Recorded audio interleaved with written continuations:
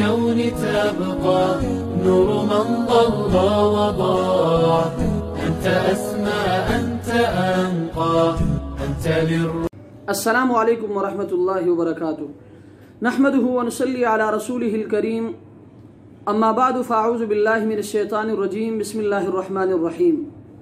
الحمدللہ آج قسط نمبر 219 میں آپ کے مسائل اور ان کے حل کے ساتھ ایک مرتبہ پھر میں آپ کے درمیان. مسئلہ نمبر 1، چترال سے بھائی نیاز صاحب نے 2 سوالات کیے ہیں. ان کا پہلا سوال یہ ہے کہ جانور ذبح کرتے وقت کون سی دعا پڑھنی چاہیے، اور ان کا دوسرا سوال یہ ہے کہ جانور ذبح کرنے کے بعد کون سی دعا پڑھنی چاہیے. تو مسئلہ یہ ہے کہ جانور ذبح کرتے وقت یہ دعا پڑھنی چاہیے: بسم اللہ اللہ اکبر انی وجہت وجہی للذی فطر السماوات والارض حنیفا وما انا من المشرکین ان صلاتی ونسکی ومحیای ومماتی للہ رب العالمین. اور جانور ذبح کرنے کے بعد اللہم تقبل منی کما تقبلت من حبیبک محمد صلی اللہ علیہ وسلم وخلیلک ابراہیم علیہ السلام، یہ دعا پڑھنی چاہیے.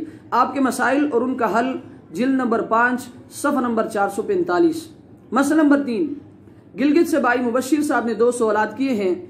ان کا پہلا سوال یہ ہے کہ قربانی کے گوشت کی تقسیم کس طرح کرنی چاہیے. تو مسئلہ یہ کہ جس جانور میں کئی حصہ دار ہو تو گوشت وزن کر کے تقسیم کیا جائے، اندازے سے تقسیم نہ کرے.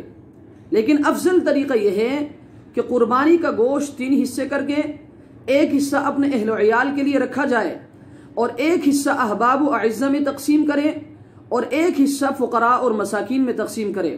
اور جس شخص کے عیال زیادہ ہو وہ تمام گوشت اپنے پاس خود بھی رکھ سکتا ہے. لیکن یہ بات بھی اپنے ذہن میں رکھیں کہ قربانی کا گوشت فروخت کرنا حرام ہے، اور ذبح کرنے والے کی اجرت میں گوشت یا کھال دینا جائز نہیں ہے، اجرت علیحدہ سے دینی چاہیے. فتاوی شامی جلد نمبر 6 صفحہ نمبر 328. مسئلہ نمبر 4، اور یہ بھائی مبشر صاحب کا دوسرا سوال ہے. ان کا سوال یہ ہے کہ قربانی کرنے کا صحیح وقت کون سا ہے.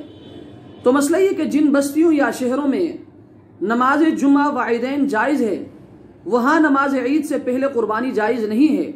اگر کسی نے نماز عید سے پہلے قربانی کری تو اس پر دوبارہ قربانی کرنا لازم ہے. البتہ چھوٹے گاؤں جہاں جمعہ و عیدین کی نماز نہیں ہوتی، یہ لوگ 10ویں تاریخ کی صبح صادق کے بعد قربانی کر سکتے ہیں، اور قربانی رات کو بھی کرنا جائز ہے مگر بہتر نہیں ہے. فتاوی شامی جلد نمبر 6 صفحہ نمبر 360.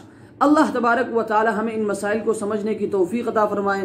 وآخر دعوانا ان الحمد للہ رب العالمین.